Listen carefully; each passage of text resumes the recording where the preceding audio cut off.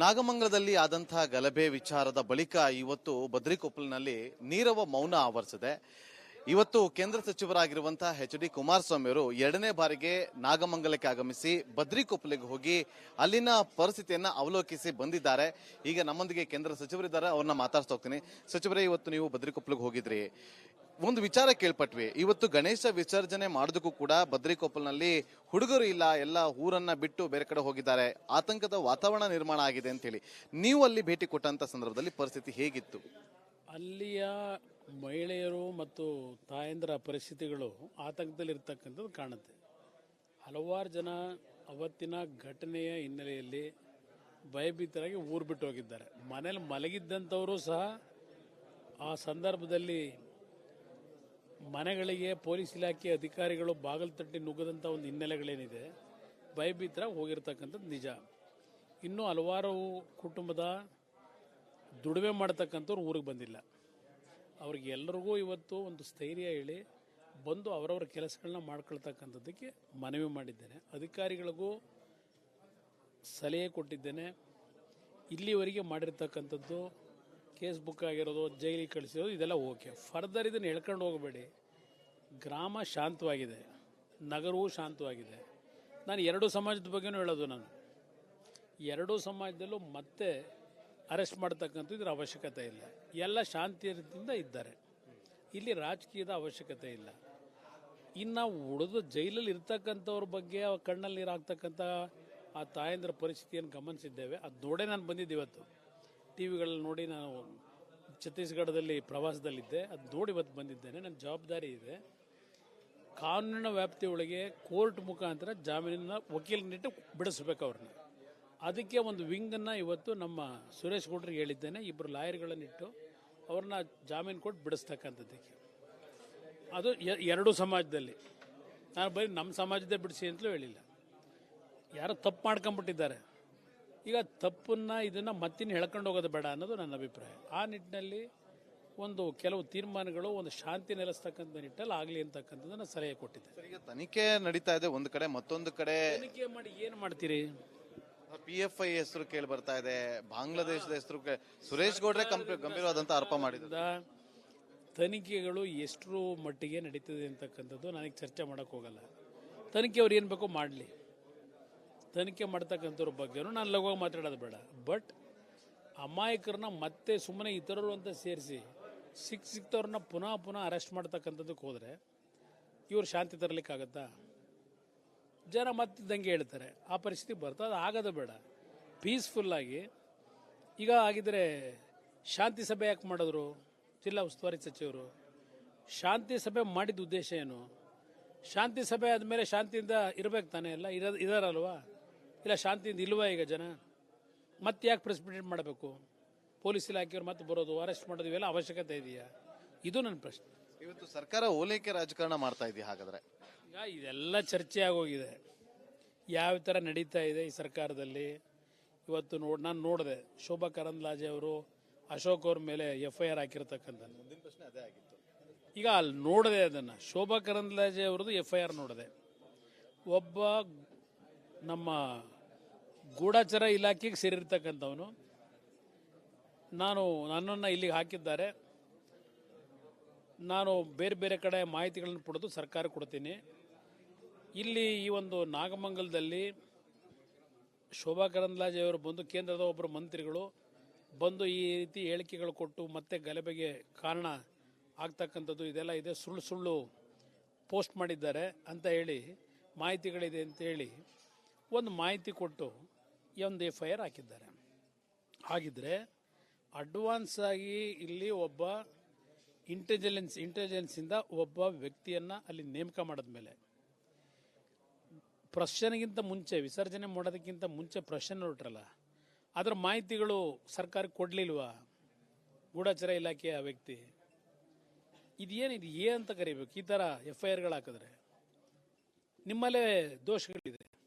ನೀವೇ ಹೇಳ್ತಾ ಇದ್ದೀರಿ FIRನಲ್ಲೀಗ ಇಂಟೆಲಿಜೆನ್ಸಿಂದ ನನ್ನ ಹಾಕಿದ್ದಾರೆ, ಇಲ್ಲಿ ಪ್ರತಿಯೊಂದು ಮಿನಿಟ್ ಟು ಮಿನಿಟ್ ನಮಗೆ ಮಾಹಿತಿ ಕೊಡ್ತಕ್ಕಂಥದ್ದು ನಮ್ಮ ಜವಾಬ್ದಾರಿ ಇದೆ ಅಂತ ಹೇಳಿ. ಹಾಗಿದ್ರೆ ಮಿನಿಟ್ ಟು ಮಿನಿಟ್ ಏನು ಜವಾಬ್ದಾರಿ ಕೊಟ್ಟ ಪ್ರಶ್ನೆಯಲ್ಲಿ? ಯಾಕಿಂತ ಗಂಟೆ ನಡೀತು?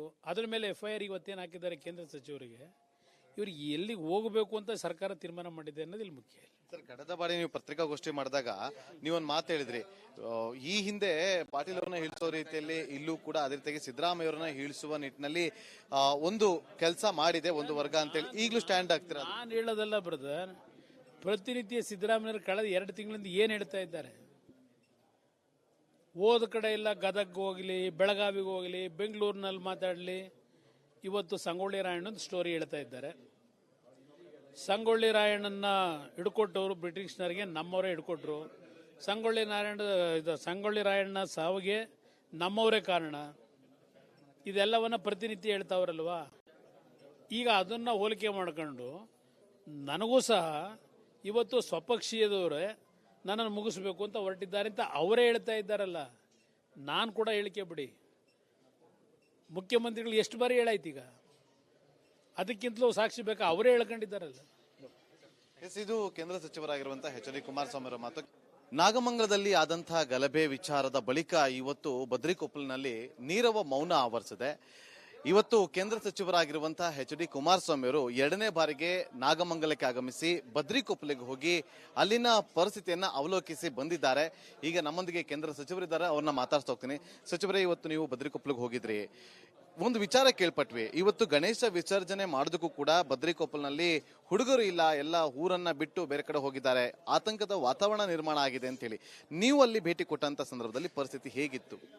ಅಲ್ಲಿಯ ಮಹಿಳೆಯರು ಮತ್ತು ತಾಯಂದಿರ ಪರಿಸ್ಥಿತಿಗಳು ಆತಂಕದಲ್ಲಿ ಇರ್ತಕ್ಕಂಥದ್ದು ಕಾಣುತ್ತೆ. ಹಲವಾರು ಜನ ಅವತ್ತಿನ ಘಟನೆಯ ಹಿನ್ನೆಲೆಯಲ್ಲಿ ಭಯಭೀತರಾಗಿ ಊರು ಬಿಟ್ಟು ಹೋಗಿದ್ದಾರೆ. ಮನೇಲಿ ಮಲಗಿದ್ದಂಥವರು ಸಹ ಆ ಸಂದರ್ಭದಲ್ಲಿ ಮನೆಗಳಿಗೆ ಪೊಲೀಸ್ ಇಲಾಖೆ ಅಧಿಕಾರಿಗಳು ಬಾಗಿಲು ತಟ್ಟಿ ನುಗ್ಗದಂಥ ಒಂದು ಹಿನ್ನೆಲೆಗಳೇನಿದೆ, ಭಯಭೀತರಾಗಿ ಹೋಗಿರ್ತಕ್ಕಂಥದ್ದು ನಿಜ. ಇನ್ನೂ ಹಲವಾರು ಕುಟುಂಬದ ದುಡಿಮೆ ಮಾಡ್ತಕ್ಕಂಥವ್ರು ಊರಿಗೆ ಬಂದಿಲ್ಲ. ಅವ್ರಿಗೆ ಎಲ್ಲರಿಗೂ ಇವತ್ತು ಒಂದು ಸ್ಥೈರ್ಯ ಹೇಳಿ ಬಂದು ಅವರವರ ಕೆಲಸಗಳನ್ನ ಮಾಡ್ಕೊಳ್ತಕ್ಕಂಥದ್ದಕ್ಕೆ ಮನವಿ ಮಾಡಿದ್ದೇನೆ. ಅಧಿಕಾರಿಗಳಿಗೂ ಸಲಹೆ ಕೊಟ್ಟಿದ್ದೇನೆ. ಇಲ್ಲಿವರೆಗೆ ಮಾಡಿರ್ತಕ್ಕಂಥದ್ದು ಕೇಸ್ ಬುಕ್ ಆಗಿರೋದು, ಜೈಲಿಗೆ ಕಳಿಸಿರೋದು, ಇದೆಲ್ಲ ಓಕೆ. ಫರ್ದರ್ ಇದನ್ನು ಹೇಳ್ಕೊಂಡು ಹೋಗಬೇಡಿ.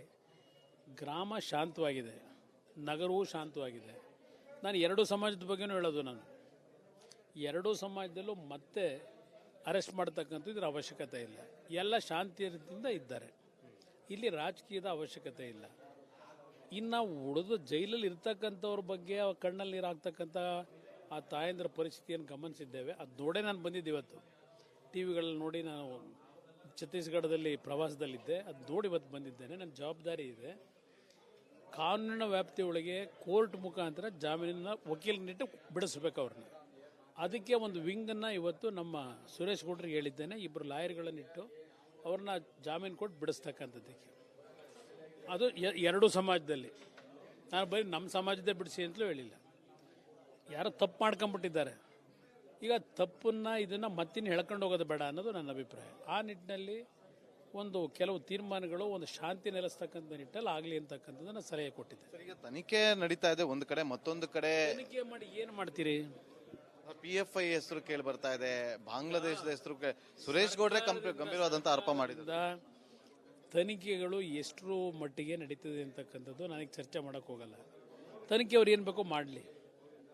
ತನಿಖೆ ಮಾಡ್ತಕ್ಕಂಥವ್ರ ಬಗ್ಗೆನೂ ನಾನು ಲಘುವಾಗಿ ಮಾತಾಡೋದು ಬೇಡ. ಬಟ್ ಅಮಾಯಕರನ್ನ ಮತ್ತೆ ಸುಮ್ಮನೆ ಇತರರು ಅಂತ ಸೇರಿಸಿ ಸಿಕ್ತವ್ರನ್ನ ಪುನಃ ಅರೆಸ್ಟ್ ಮಾಡ್ತಕ್ಕಂಥದ್ದಕ್ಕೆ ಹೋದರೆ ಇವ್ರು ಶಾಂತಿ ತರಲಿಕ್ಕಾಗತ್ತಾ? ಜನ ಮತ್ತೆ ದಂಗೆ ಹೇಳ್ತಾರೆ. ಆ ಪರಿಸ್ಥಿತಿ ಬರ್ತದೆ. ಅದು ಆಗೋದು ಬೇಡ. ಪೀಸ್ಫುಲ್ಲಾಗಿ ಈಗ ಆಗಿದ್ರೆ ಶಾಂತಿ ಸಭೆ ಯಾಕೆ ಮಾಡಿದ್ರು ಜಿಲ್ಲಾ ಉಸ್ತುವಾರಿ ಸಚಿವರು? ಶಾಂತಿ ಸಭೆ ಮಾಡಿದ ಉದ್ದೇಶ ಏನು? ಶಾಂತಿ ಸಭೆ ಆದಮೇಲೆ ಶಾಂತಿಯಿಂದ ಇರಬೇಕು ತಾನೇ? ಎಲ್ಲ ಇದಾರಲ್ವಾ? ಇಲ್ಲ ಶಾಂತಿಯಿಂದ ಇಲ್ವಾ ಈಗ ಜನ? ಮತ್ತೆ ಯಾಕೆ ಪ್ರೆಸ್ ಮೀಟ್ ಮಾಡಬೇಕು? ಪೊಲೀಸ್ ಇಲಾಖೆಯವರು ಮತ್ತೆ ಬರೋದು, ಅರೆಸ್ಟ್ ಮಾಡೋದು, ಇವೆಲ್ಲ ಅವಶ್ಯಕತೆ ಇದೆಯಾ? ಇದು ನನ್ನ ಪ್ರಶ್ನೆ. ಇವತ್ತು ಸರ್ಕಾರ ಓಲೈಕೆ ರಾಜಕಾರಣ ಮಾಡ್ತಾ ಇದೆಯಾ? ಹಾಗಾದ್ರೆ ಈಗ ಇದೆಲ್ಲ ಚರ್ಚೆ ಆಗೋಗಿದೆ. ಯಾವ ಥರ ನಡೀತಾ ಇದೆ ಈ ಸರ್ಕಾರದಲ್ಲಿ. ಇವತ್ತು ನಾನು ನೋಡಿದೆ, ಶೋಭಾ ಕರಂದ್ಲಾಜೆ ಅವರು ಅಶೋಕ್ ಅವ್ರ ಮೇಲೆ FIR ಹಾಕಿರ್ತಕ್ಕಂಥದ್ದು. ಮುಂದಿನ ಪ್ರಶ್ನೆ ಅದೇ ಆಗಿತ್ತು. ಈಗ ಅಲ್ಲಿ ನೋಡಿದೆ ಅದನ್ನು. ಶೋಭಾ ಕರಂದ್ಲಾಜೆ ಅವ್ರದ್ದು FIR ನೋಡಿದೆ. ಒಬ್ಬ ನಮ್ಮ ಗೂಢಚರ ಇಲಾಖೆಗೆ ಸೇರಿರ್ತಕ್ಕಂಥವನು, ನನ್ನನ್ನು ಇಲ್ಲಿಗೆ ಹಾಕಿದ್ದಾರೆ, ನಾನು ಬೇರೆ ಬೇರೆ ಕಡೆ ಮಾಹಿತಿಗಳನ್ನು ಪಡೆದು ಸರ್ಕಾರ ಕೊಡ್ತೀನಿ, ಇಲ್ಲಿ ಈ ಒಂದು ನಾಗಮಂಗಲದಲ್ಲಿ ಶೋಭಾ ಕರಂದ್ಲಾಜೆ ಅವರು ಬಂದು ಕೇಂದ್ರದ ಒಬ್ಬರು ಮಂತ್ರಿಗಳು ಬಂದು ಈ ರೀತಿ ಹೇಳಿಕೆಗಳು ಕೊಟ್ಟು ಮತ್ತೆ ಗಲಭೆಗೆ ಕಾರಣ ಆಗ್ತಕ್ಕಂಥದ್ದು ಇದೆಲ್ಲ ಇದೆ, ಸುಳ್ಳು ಸುಳ್ಳು ಪೋಸ್ಟ್ ಮಾಡಿದ್ದಾರೆ ಅಂತ ಹೇಳಿ ಮಾಹಿತಿಗಳಿದೆ ಅಂತ ಹೇಳಿ ಒಂದು ಮಾಹಿತಿ ಕೊಟ್ಟು ಈ ಒಂದು FIR ಹಾಕಿದ್ದಾರೆ. ಹಾಗಿದ್ರೆ ಅಡ್ವಾನ್ಸ್ ಆಗಿ ಇಲ್ಲಿ ಒಬ್ಬ ಇಂಟೆಲಿಜೆನ್ಸಿಂದ ಒಬ್ಬ ವ್ಯಕ್ತಿಯನ್ನು ಅಲ್ಲಿ ನೇಮಕ ಮಾಡಿದ್ಮೇಲೆ ಪ್ರಶ್ನೆಗಿಂತ ಮುಂಚೆ, ವಿಸರ್ಜನೆ ಮಾಡೋದಕ್ಕಿಂತ ಮುಂಚೆ ಪ್ರಶ್ನೆ ಹೊರಟ್ರಲ್ಲ, ಅದರ ಮಾಹಿತಿಗಳು ಸರ್ಕಾರಕ್ಕೆ ಕೊಡಲಿಲ್ವಾ ಗೂಢಚರ ಇಲಾಖೆಯ ವ್ಯಕ್ತಿ? ಇದೇನಿದು ಅಂತ ಕರಿಬೇಕು? ಈ ಥರ FIRಗಳು ಹಾಕಿದ್ರೆ ನಿಮ್ಮಲ್ಲೇ ದೋಷಗಳಿದೆ. ನೀವೇ ಹೇಳ್ತಾ ಇದ್ದೀರಿ FIRನಲ್ಲೀಗ ಇಂಟೆಲಿಜೆನ್ಸಿಂದ ನಾನು ಹಾಕಿದ್ದಾರೆ, ಇಲ್ಲಿ ಪ್ರತಿಯೊಂದು ಮಿನಿಟ್ ಟು ಮಿನಿಟ್ ನಮಗೆ ಮಾಹಿತಿ ಕೊಡ್ತಕ್ಕಂಥದ್ದು ನಮ್ಮ ಜವಾಬ್ದಾರಿ ಇದೆ ಅಂತ ಹೇಳಿ. ಹಾಗಿದ್ರೆ ಮಿನಿಟ್ ಟು ಮಿನಿಟ್ ಏನು ಜವಾಬ್ದಾರಿ ಕೊಟ್ಟ ಪ್ರಶ್ನೆಯಲ್ಲಿ? ಯಾಕಿಂತ ಗಂಟೆ ನಡೀತು? ಅದ್ರ ಮೇಲೆ FIR ಇವತ್ತೇನು ಹಾಕಿದ್ದಾರೆ ಕೇಂದ್ರ ಸಚಿವರಿಗೆ? ಇವ್ರಿಗೆ ಎಲ್ಲಿಗೆ ಹೋಗಬೇಕು ಅಂತ ಸರ್ಕಾರ ತೀರ್ಮಾನ ಮಾಡಿದೆ ಅನ್ನೋದು ಇಲ್ಲಿ ಮುಖ್ಯ. ಸರ್, ಕಳೆದ ಬಾರಿ ನೀವು ಪತ್ರಿಕಾಗೋಷ್ಠಿ ಮಾಡಿದಾಗ ನೀವೊಂದು ಮಾತು ಹೇಳಿದ್ರಿ, ಈ ಹಿಂದೆ ಪಾಟೀಲ್ ಅವ್ರನ್ನ ಇಳಿಸೋ ರೀತಿಯಲ್ಲಿ ಇಲ್ಲೂ ಕೂಡ ಅದೇ ರೀತಿಯಾಗಿ ಸಿದ್ದರಾಮಯ್ಯ ಅವರನ್ನ ಇಳಿಸುವ ನಿಟ್ಟಿನಲ್ಲಿ ಒಂದು ಕೆಲಸ ಮಾಡಿದೆ ಒಂದು ವರ್ಗ ಅಂತೇಳಿ ಈಗಲೂ ಸ್ಟ್ಯಾಂಡ್ ಆಗ್ತೀರಾ? ನಾನು ಹೇಳೋದಲ್ಲ ಬ್ರದರ್, ಪ್ರತಿನಿತ್ಯ ಸಿದ್ದರಾಮಯ್ಯರು ಕಳೆದ 2 ತಿಂಗಳಿಂದ ಏನು ಹೇಳ್ತಾ ಇದ್ದಾರೆ? ಹೋದ ಕಡೆ ಎಲ್ಲ ಗದಗ್ಗೆ ಹೋಗಲಿ, ಬೆಳಗಾವಿಗೆ ಹೋಗಲಿ, ಬೆಂಗಳೂರಿನಲ್ಲಿ ಮಾತಾಡಲಿ, ಇವತ್ತು ಸಂಗೊಳ್ಳಿ ರಾಯಣ್ಣನ ಸ್ಟೋರಿ ಹೇಳ್ತಾ ಇದ್ದಾರೆ. ಸಂಗೊಳ್ಳಿ ರಾಯಣ್ಣನ ಹಿಡ್ಕೊಟ್ಟವರು ಬ್ರಿಟಿಷ್ನರಿಗೆ ನಮ್ಮವರೇ ಹಿಡ್ಕೊಟ್ರು. ಸಂಗೊಳ್ಳಿ ರಾಯಣ್ಣ ಸಾವಿಗೆ ನಮ್ಮವರೇ ಕಾರಣ. ಇದೆಲ್ಲವನ್ನ ಪ್ರತಿನಿತ್ಯ ಹೇಳ್ತಾವ್ರಲ್ವಾ? ಈಗ ಅದನ್ನು ಹೋಲಿಕೆ ಮಾಡ್ಕೊಂಡು ನನಗೂ ಸಹ ಇವತ್ತು ಸ್ವಪಕ್ಷೀಯದವರೇ ನನ್ನನ್ನು ಮುಗಿಸ್ಬೇಕು ಅಂತ ಹೊರಟಿದ್ದಾರೆ ಅಂತ ಅವರೇ ಹೇಳ್ತಾ ಇದ್ದಾರಲ್ಲ. ನಾನು ಕೂಡ ಹೇಳಿಕೆ ಬಿಡಿ, ಮುಖ್ಯಮಂತ್ರಿಗಳು ಎಷ್ಟು ಬಾರಿ ಹೇಳಾಯ್ತು? ಈಗ ಅದಕ್ಕಿಂತಲೂ ಸಾಕ್ಷಿ ಬೇಕಾ? ಅವರೇ ಹೇಳ್ಕೊಂಡಿದ್ದಾರಲ್ಲ. ಇದು ಕೇಂದ್ರ ಸಚಿವರಾಗಿರುವಂತಹ HD ಕುಮಾರಸ್ವಾಮಿ ಅವರ ಮಾತು. ರಾಜ್ಯದಲ್ಲಿ ಸಮಿಟ್ಗಳ ಇತಿಹಾಸದಲ್ಲೇ ಮತ್ತೊಂದು ಮೈಲುಗಲ್ಲು ಸೃಷ್ಟಿಸೋಕೆ ವೇದಿಕೆ ಸಿದ್ಧವಾಗಿದೆ. ರಿಪಬ್ಲಿಕ್ ಕನ್ನಡ ಮಹಾಸಂಗಮ. ಇದು ಕನಸಿನ ಕರ್ನಾಟಕಕ್ಕಾಗಿ ದಿಗ್ಗಜರ ಸಮಾಗಮ.